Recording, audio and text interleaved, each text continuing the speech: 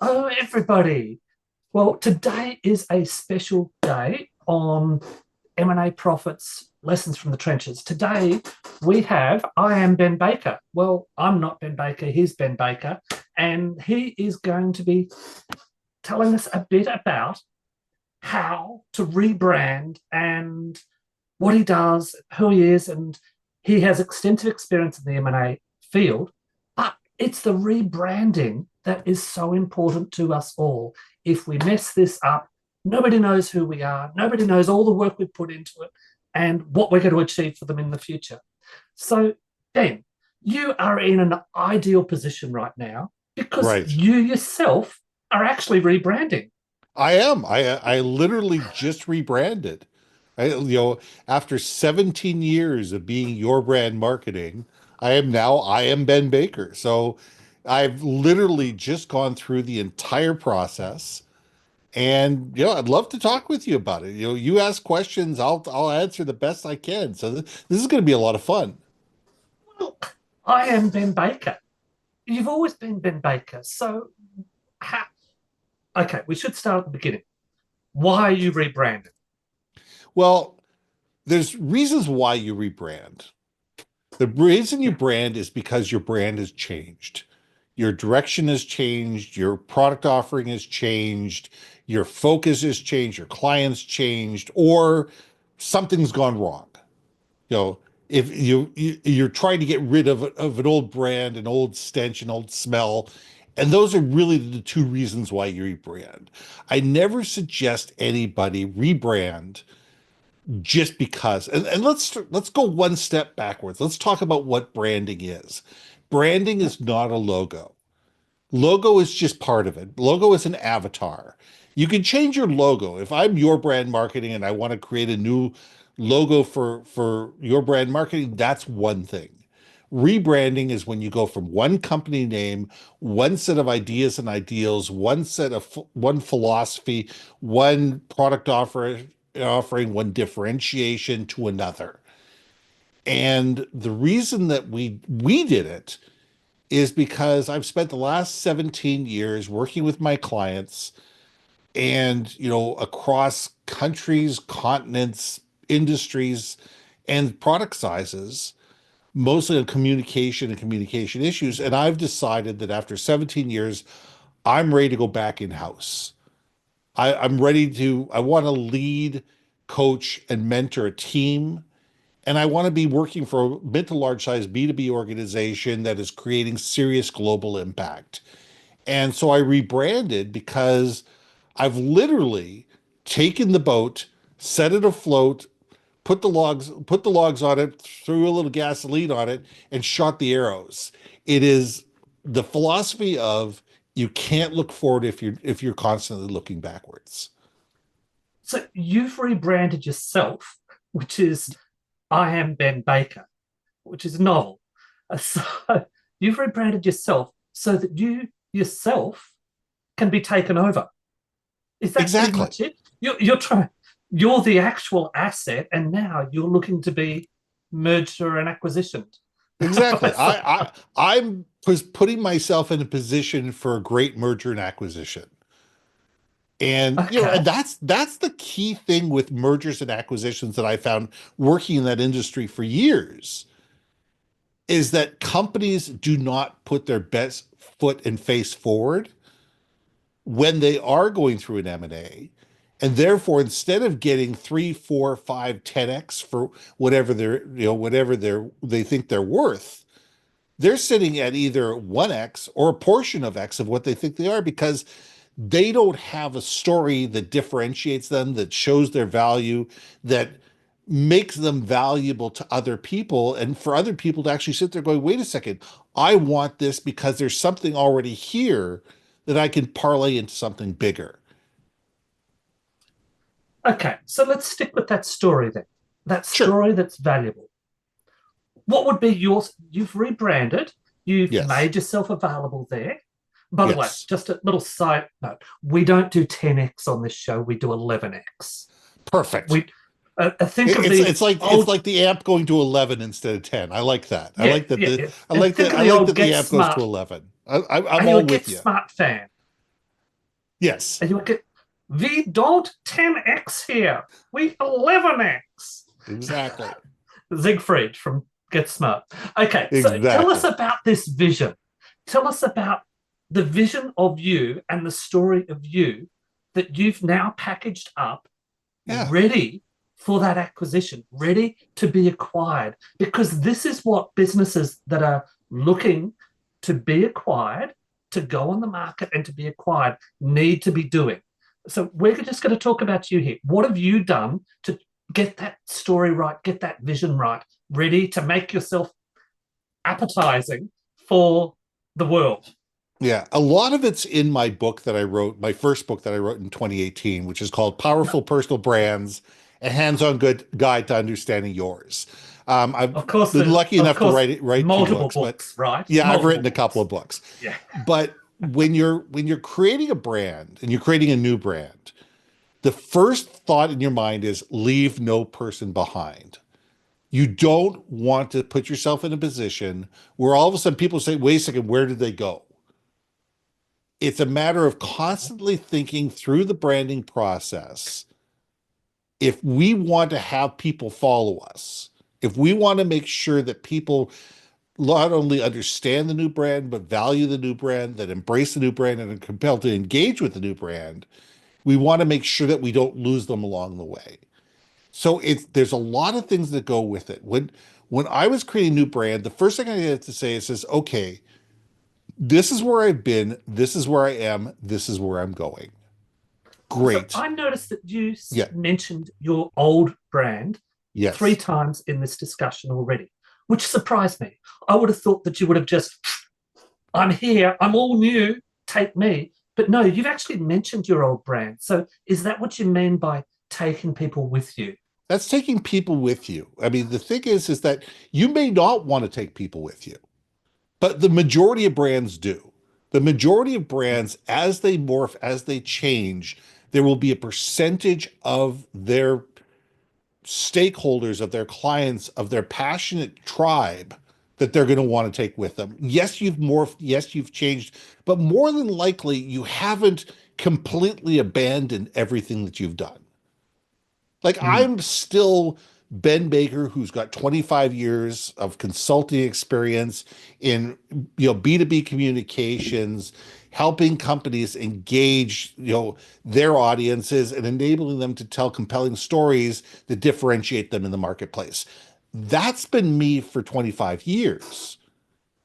The last 17 of those years has been your brand marketing as the face of your brand marketing. And I want to take that same set of skills and that same reputation and those same, you know, how people emotionally are tied to me and bring those people along with me to the new brand because those people are going to be the champions that are going to help sell me to wherever I want to go, where I'm going to be going towards. I've just written a case study yesterday Yes. of a previous M&A that I've done because I was asked to, can you show us, do a case study on that? So I put that together and put some numbers together.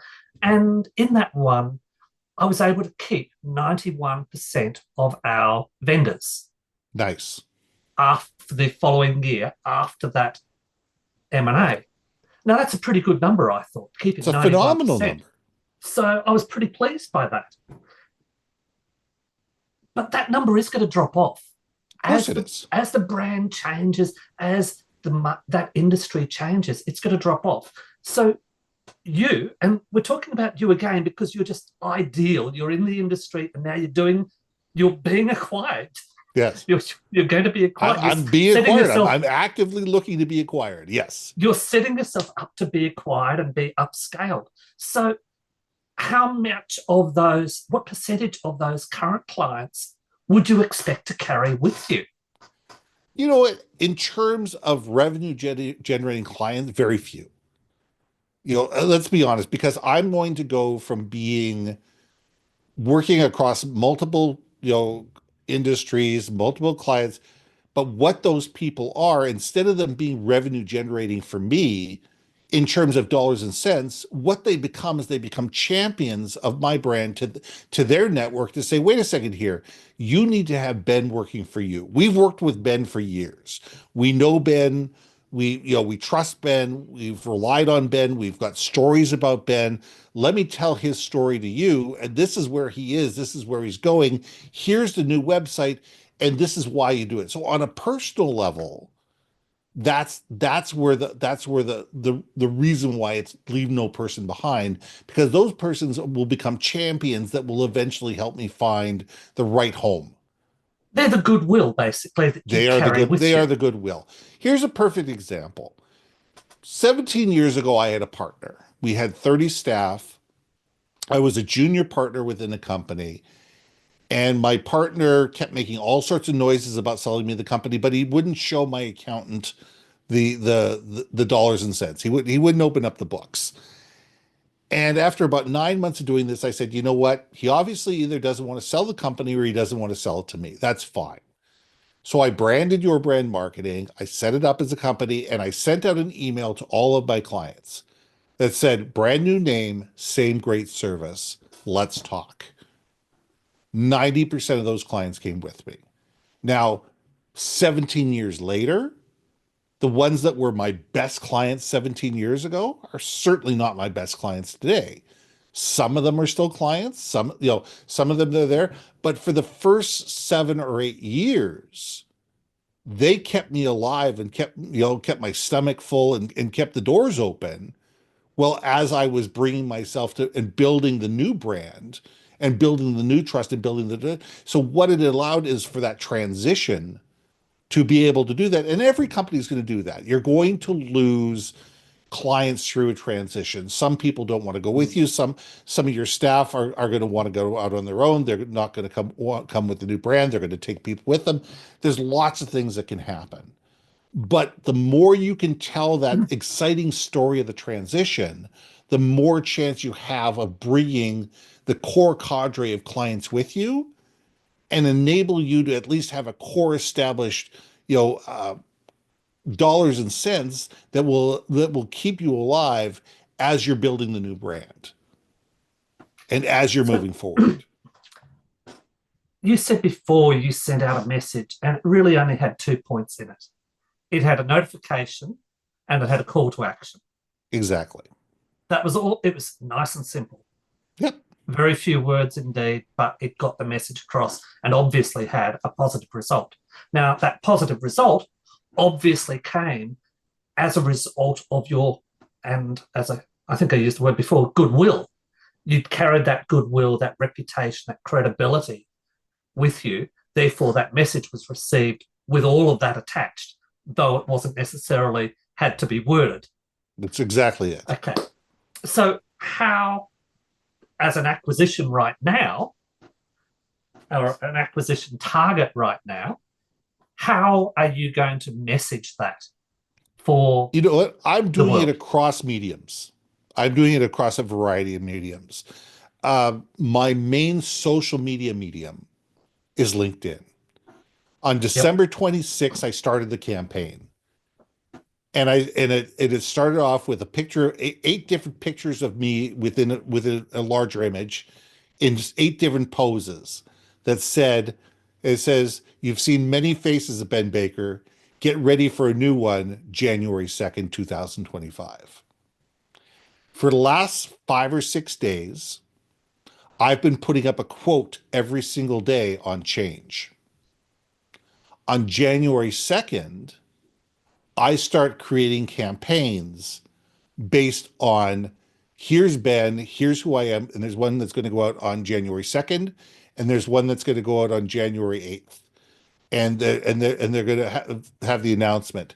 And every Wednesday for the next 15 or 16 weeks, there will be an announcement that goes out with a different image. And each one of those images are people on my website that have given me a recommendation saying come talk to me. And what there is there's a call to action, and I give a call to action to all everybody here. If you go to www.imbenbaker.com and you book a booking link, I'll have a 30-minute conversation with you. We can find out what are your company goals for 2025, and I'll give you three suggestions of communication tactics that you can use to be more effective in 2025. And that's the call to action. The same thing is going Mhm. out in my newsletter. And there's also a series of personal conversations and personal calls that are going with me.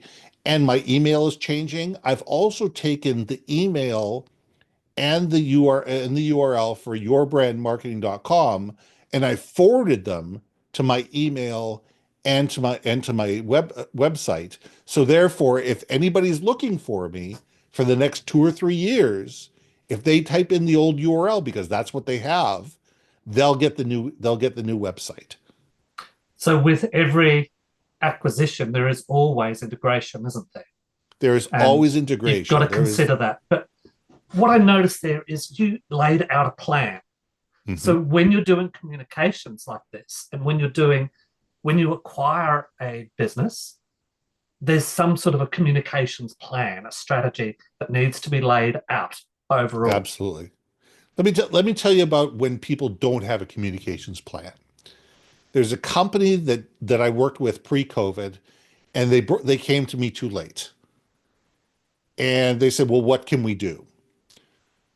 They were in the process of being acquired. They had negotiated a price somewhere in the nine figures, and then this company just went off and do the due diligence, and they had personal conversations with clients, with external stakeholders, and internal stakeholders. And they said, "What's your brand story? Who are you? What do you do? Who do you do it for? Why do they care? And where are you going as a company?" They got a variety of different answers. There was no consistency within the answers. And when there was no consistency within the answers, there was no consistent brand. And they went back to these people and says, "You don't have the value that we originally perceived you of because people can't tell your story. If people can't tell your story, they don't understand what differentiates you. They don't understand what makes you valuable, and they don't understand how you benefit them." And the price went down 30%. But what if they could do various things and they had other skills and the like? What if they did that?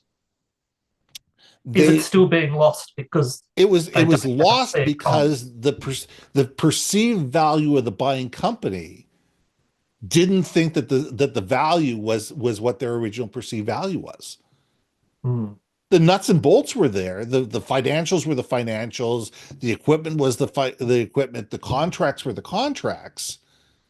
But they're sitting there going, "What we're buying this company for is future growth. And future growth is based on brand, trust, and value." And if they don't have the way to bring those people along with them, if they didn't have the ability to sit there and say, "Hey, listen, we trust this company. It doesn't matter if it's a new owner. We have this affiliate emotional attachment to this company because we know they take care of us. We know they're going to take care of us. We know what they do for us, and we know where we're going together." There isn't the same value when you're buying that company. Ergo, the selling price ended up being almost 30% less. Okay. By the way, I am on your I am Ben Baker, and I see your recommendations of people, what people say about me. And it reminded me of something else. What people say about me when I'm not in the room. That'd be a Jeff great one to have Bezos. there. That's Jeff Yeah. Bezos. Jeff Yeah. Bezos says is your brand is what people say about you when you're not in the room. And Hmm. that's a key thing. The other thing is the quote right next to me. The single biggest problem with communication is the illusion that has taken place. Yes. We assume everybody knows who we are. We assume everybody knows our value. We assume that our people inside our company understand our mission, vision, purpose, value because we've told it to them once.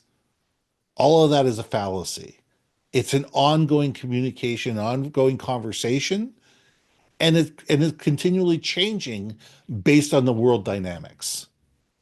Well, I've been married for over 30 years and I know that to be absolutely true.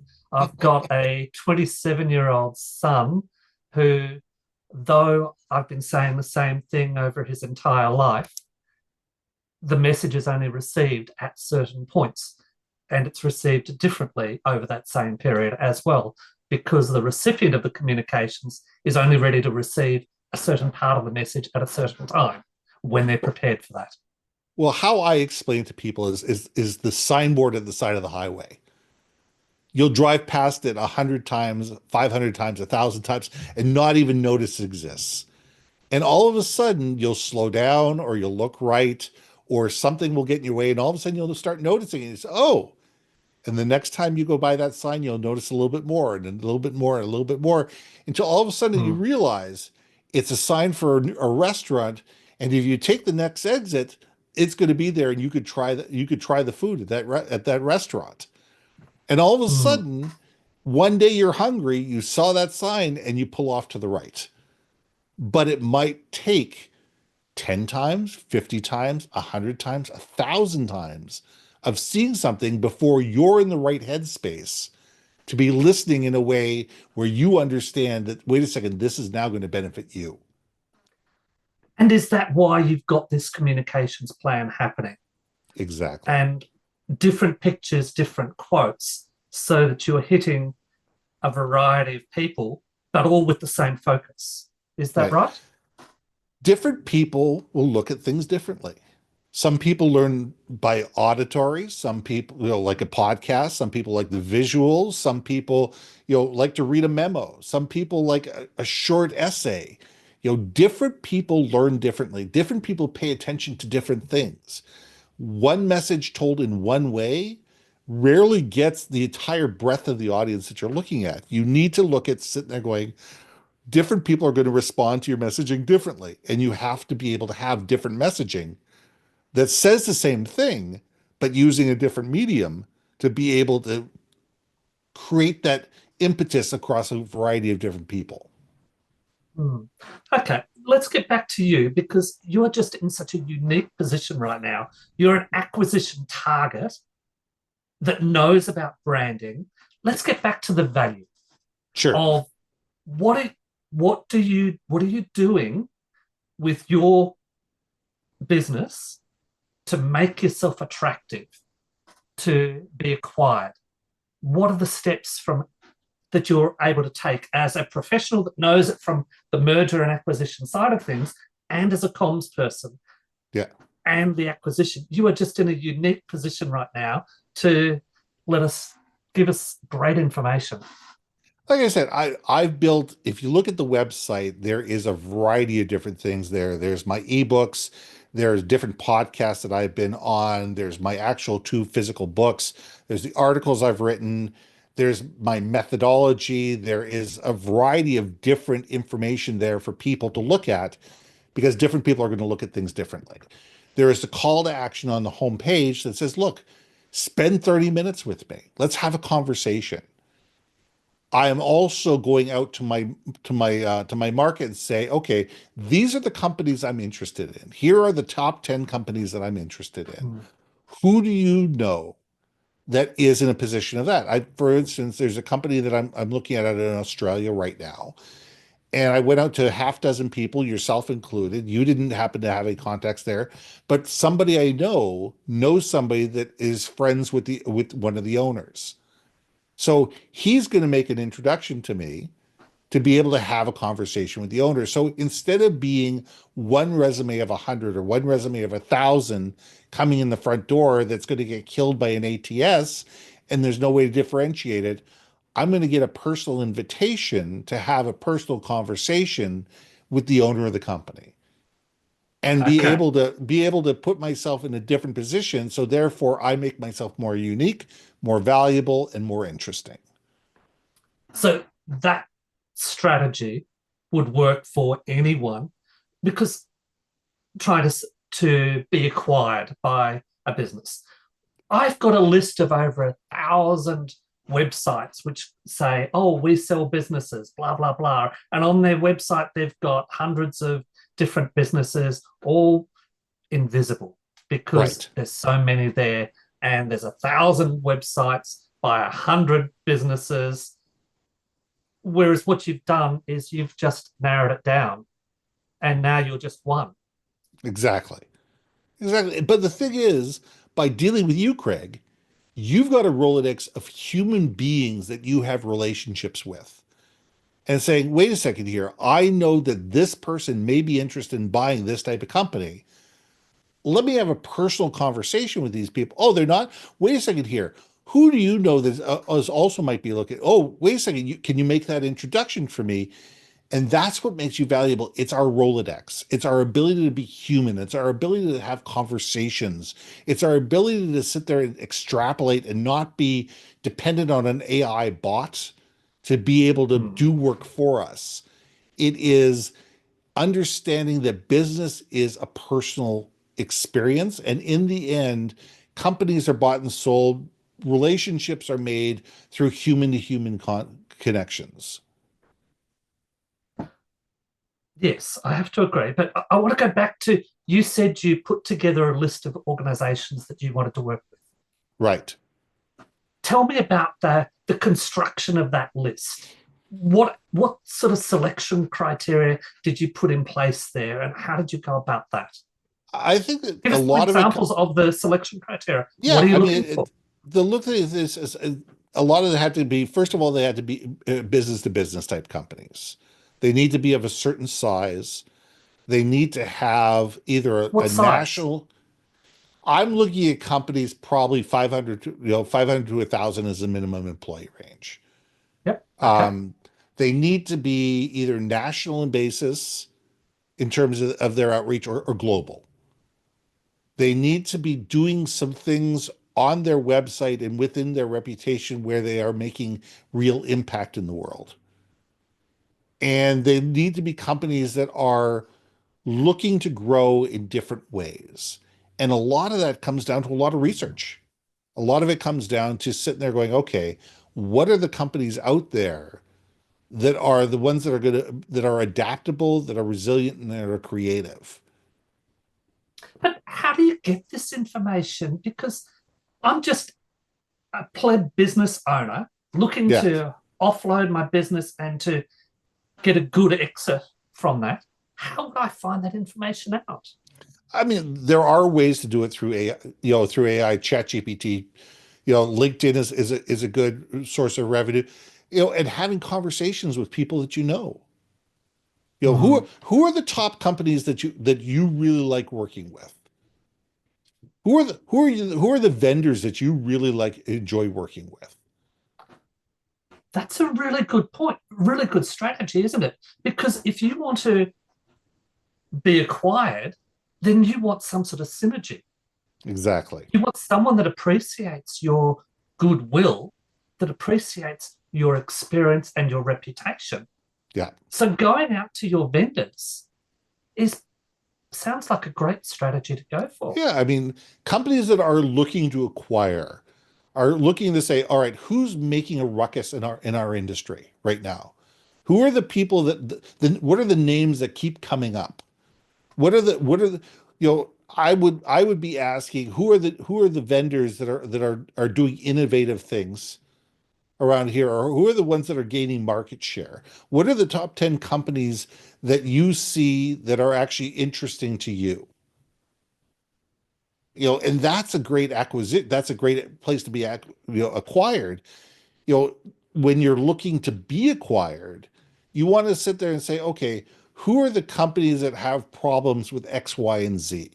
What are the top three things that we do well, and we do differently from everybody else? Great. Who are the companies out here that are having problems with those three things? Do you And think that people are going to know that?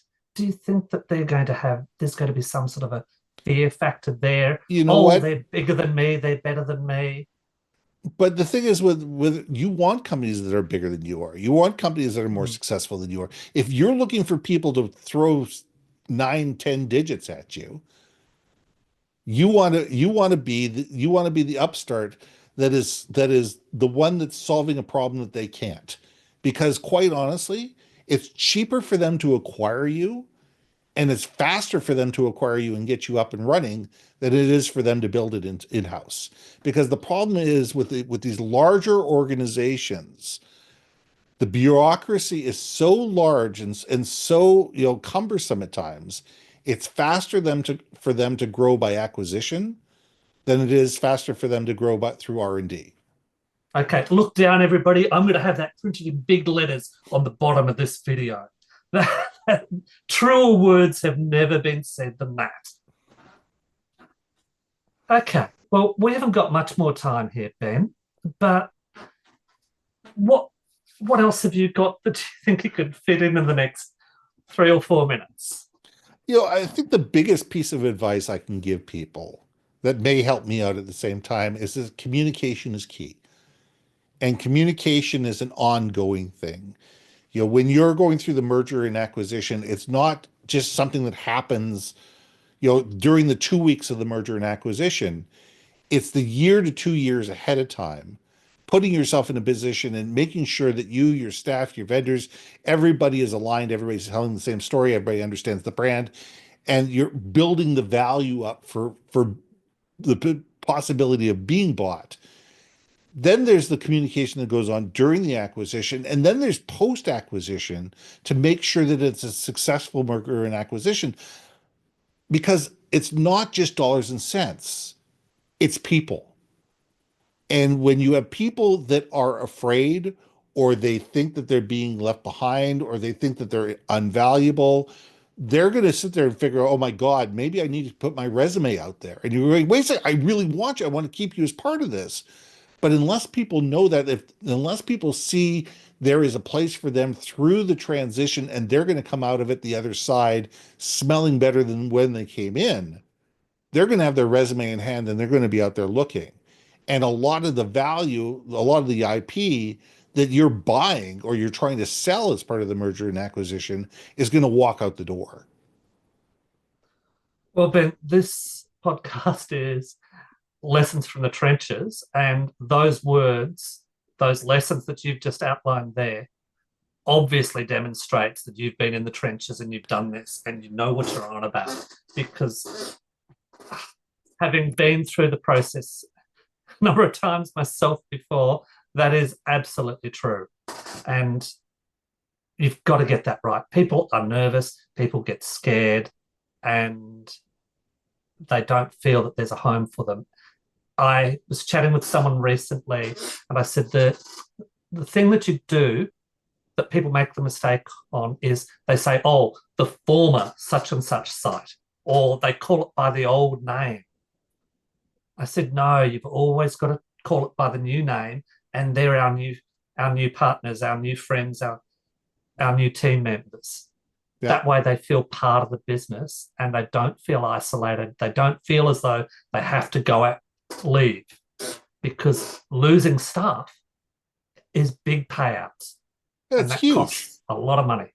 Costs you $100,000 for a mid-level employee, if to replace. The case studies on my website, you can take a look at it, but shortly, we had a company that was a 50,000 employee company that bought an 8,000 employee company. Traditional onboarding for them was a 3,000 to 4,000 per person experience. So we're talking 24 to 32 million dollars for the onboarding process. And this was only like a week and a half onboarding process. We created an internal, private, and secure podcast that started a year before the actual merger happened, because it took a year for the due diligence to go through and for regulatory boards to approve it. And it finished a year to a year and a half after the merger and acquisition. And what it was a podcast where you got to meet who's who in the zoo, who did what, why did they do it, who did they do it for. We brought customers onto the podcast to talk about the programs that were being done. We brought vendors on talking about what goes on. We had people from the old company, people from the new company, talking about how things were done, how things are done, and how things are going to be done moving forward. Which lines were going to stay, which lines were going to be, we're going to be discontinued based on the fact that there were some duplications, and it led to 25 to 30% fewer people leaving over 2 years than what they were expected. And, So it, you're and, talking and tens of millions of dollars savings there we're just on payout talking fees. easily. And guess what? It costs them somewhere between 10 and 15% of what the original onboarding cost would have cost them by Wow. creating that internal podcast. Well, I think that again shows what your skill sets are and how you can benefit any business. But I just want to say thank you for taking the time today for enlightening us on that unique segment that you're in right now with your vision of above and below and what you do. You're just in that unique segment that is rarely available to any of us, and you have that. So now it's documented. We've got this, and we're going to be able to use this on an ongoing basis. Is there anything else that you would like to add to this, Ben? No, please come find me at imbenbaker.com. All the details will be there. All the details will be there. Come talk to me. We'll have a conversation. And you know what? I am in Canada. I need to stay in Canada, but I am both a US and a Canadian citizen, so I'm happy to travel up to 25% of the time to be able to work on a hybrid basis for anybody in the North American market and fly internationally if necessary. And you've saved someone, just one of your customers, over 8 figures. Easily. So that is not a bad way to go, really. That sort of pays for you for a little while, I think. Once or twice, it might pay my salary for a month or two. A month or two. I want some of your salary then. Hey, listen, we could all dream, can't we? Well, we're not dreaming. You've demonstrated how you plan, how you put a strategy together, and what you expect from it. You've given us the target markets, you've given us the comms strategy, you've given us a view of how it will be acquired. It's just fantastic what you've done today. So, really appreciate it, Ben. And thank you, everyone, for being here. So, we will talk soon. Greg, thank you for having me on the show. You're welcome.